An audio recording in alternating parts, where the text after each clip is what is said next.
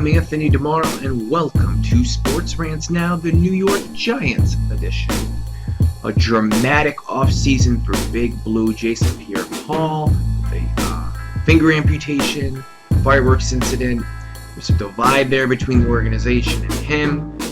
And listen, the Giants, who didn't have the best of seasons last year, some more turnover on the offensive line. It's just a big question mark for me on what the Giants are going to do this year. Listen, on the offensive side of the ball, my question mark for the Giants is the offensive line. And like I said when I was talking about the Dallas Cowboys, you have to have a strong offensive line or a strong defensive line to have a chance in the NFL, in my opinion, at making a playoff run, which I don't think the Giants are going to be able to make this year. Now, they have a couple of things going against them. The offensive line, I like Eli Manning, but he's very inconsistent. He turns the ball over a lot. What type of Eli Manning are we going to get this season? We're going to get the Eli Manning who throws a ton of picks, or are we going to get efficient, big game Eli Manning we have seen in the past when the Giants have won their Super Bowls? That is the big question mark. The NFC East is going to be a big challenge for them. The only team I could see the Giants really consistently beating in the NFC East is the Washington Redskins, who is going to be the doormat of the NFC East. But I do not see the Giants hanging with the Cowboys. I do not see the Giants hanging with the Eagles. So the division is going to be out of reach. On the defensive side of the ball, again, the Giants still have question marks.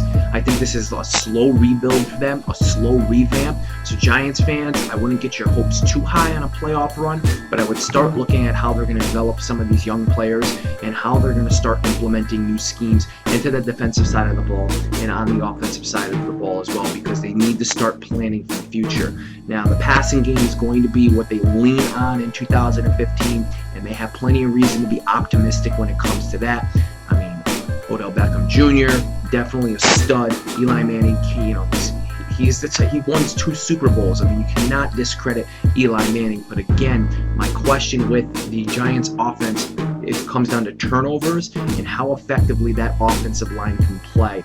And on the defensive side of the ball, what are you going to get with Jason Pierre-Paul? Is he going to play for the Giants? Is he going to sign his tender? If he does return, what type of impact will that injury have on his production, which has been questioned the past couple of years in terms of consistency? So there's a lot of concerns with the New York Giants, and too many for me to peg them as a playoff team.